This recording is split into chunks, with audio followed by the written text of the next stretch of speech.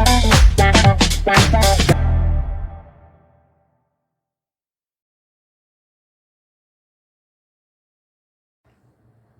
Students, real number chapter 1 part 3 class 10th।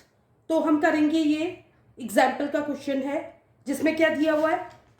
Question है find the LCM and HCF of 6 and 20 by the prime factorisation method. मैं हमेशा आपको कहती हूँ कि पहले मीनिंग समझिए क्या कहना चाह रहा है। तो प्राइम फैक्टराइजेशन माने तब तक उस नंबर के फैक्टर करने हैं जब तक कि प्राइम नंबर ना बन जाए। जैसे 6 को आप ऐसा भी लिख सकते हो, 6 इज इक्वल टू 1 इंटू 6। तो 6 क्या है, प्राइम नंबर नहीं है। क्यों? इसके 1 और नंबर इटसेल्फ के अलावा भी फैक्टर है, तो इसको आप प्राइम फैक्टर नहीं कहोगे। तो इनने क्या कहा, प्राइम फैक्टराइजेशन करना है। तो पहली रिक्वायरमेंट क्या है कि हमको इन नंबर्स के प्राइम फैक्टर्स निकालने हैं। तो 6 का प्राइम फैक्टर क्या हो जाएगा, 2 इंटू 3। 2 भी प्राइम नंबर है, 3 भी, तो ये हो गया प्राइम फैक्टराइजेशन। सिमिलरली 20 का फैक्टर क्या हो जाएगा, 2 इंटू 2 4। 4 कितने जा 20, 5 जा 20। अगर आप 10 इंटू 2 कर दोगे तो वो क्या हो जाएगा, वो 10 जो है वो प्राइम नंबर नहीं है, वो कंपोजिट नंबर है, तो उसको हम प्राइम फैक्टराइजेशन नहीं कहेंगे। अब हम इसका एचसीएफ और एलसीएम देखेंगे। अब आप इसको पावर के रूप में भी रिप्रेजेंट कर सकते हो। इसको क्या भी लिख सकते हो, 2 की पावर 1 इंटू 3 की पावर 1। अगर कोई पावर नहीं लिखी है इसका मतलब 1 है। सिमिलरली 2 की पावर 2 एंड 5 की पावर 1। ठीक है। अब अगर आप एचसीएफ रिप्रेजेंट करोगे तो एचसीएफ क्या होता है, हाईएस्ट कॉमन फैक्टर। तो क्या है इन दोनों में कॉमन फैक्टर, इसमें और इसमें क्या दिख रहा है आपको कॉमन फैक्टर, 2 कॉमन है। देखिए 2 एंड 2, केवल एक 2 कॉमन है। ठीक है, तो ये हाईएस्ट कॉमन फैक्टर क्या हो गया, 2 हो गया। ठीक है, इसको मैं और आपको एक्सप्लेन करती हूँ। तो एचसीएफ एक्चुअल में क्या होता है, एचसीएफ किसका निकाल रहे हैं, 6, 20 का। तो एचसीएफ क्या होता है, product of the smallest power. इसको आप ये भी लिख सकते हो, प्रोडक्ट ऑफ द स्मॉलेस्ट। अभी मैं एक्सप्लेन करती हूं, पहले आप लिख लीजिए, इसको जॉट डाउन कर दीजिए। स्मॉलेस्ट पावर ऑफ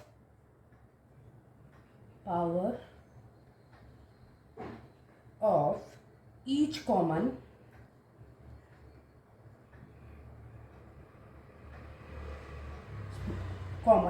प्राइम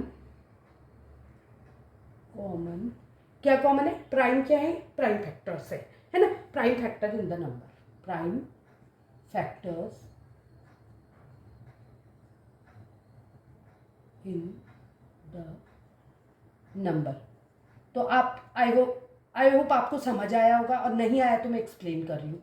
लिखने में आपको कुछ अजीब सा लग रहा होगा, product of the smallest power of each common prime factors. इसका मतलब क्या हुआ, 2 नंबर दिए, दोनों के प्राइम फैक्टर्स देखो, और उसमें product of the smallest power, दोनों में product of the smallest power देखनी है। मतलब ये 2 की पावर 1 है, ये 2 की पावर 2 है, तो एचसीएफ क्या हो जाएगा, 2 की पावर 1। क्यों? क्योंकि एचसीएफ क्या होता है, product of the smallest power of each common prime factor in the, common factor भी होना चाहिए और उसकी छोटी पावर लेंगे हम, तो उसको हम एचसीएफ कहते हैं।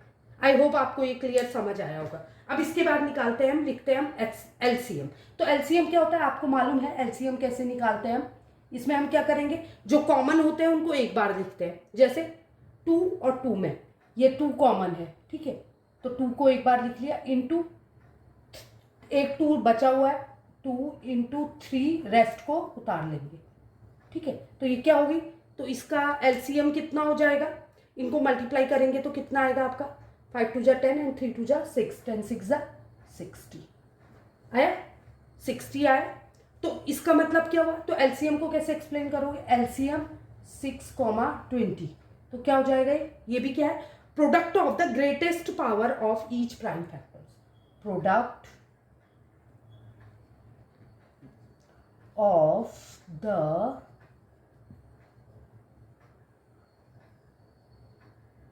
greatest power of each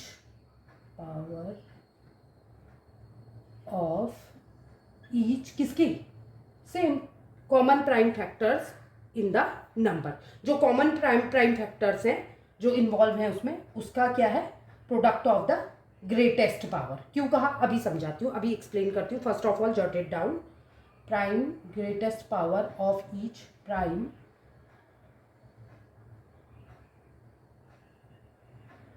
factor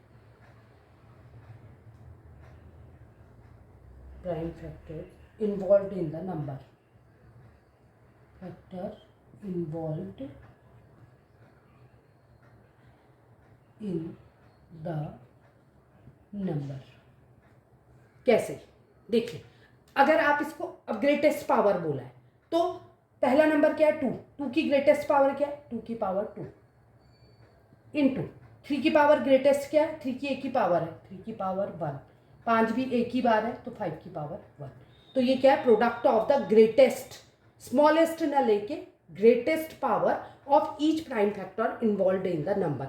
जितने भी प्राइम फैक्टर है उनकी ग्रेटेस्ट पावर लेंगे तो क्या बन जाएगा, उनकी ग्रेटेस्ट पावर बन जाएगी, का प्रोडक्ट बन जाएगा आपका एलसीएम। और product of the smallest power of each prime, और दोनों प्राइम फैक्टर्स में जो प्रोडक्ट ऑफ द जो कॉमन फैक्टर है उसकी स्मॉलेस्ट पावर जो बन जाएगी वो बन जाएगा एचसीएफ। आई होप यहाँ तक आपको समझ आया होगा।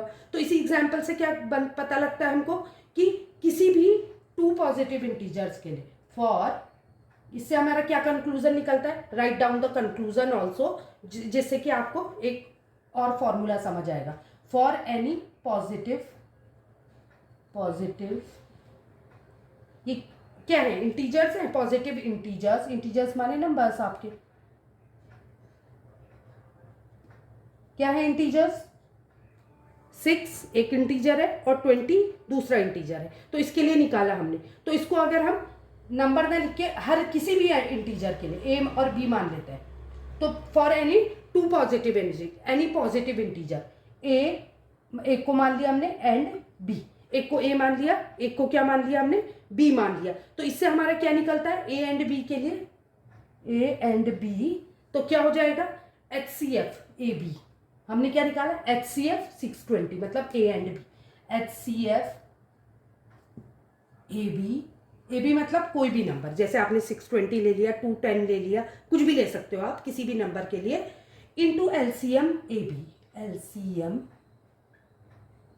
ए बी, अगेन ए बी क्या है, वो नंबर है जिसका आपने एचसीएफ और एलसीएम निकाला है, इज इक्वल टू किसके आता है, ए इंटू बी। कैसे देखिए, ए इंटू बी कितना है, 6 2 जा 12, 120 है, ठीक है 120 है।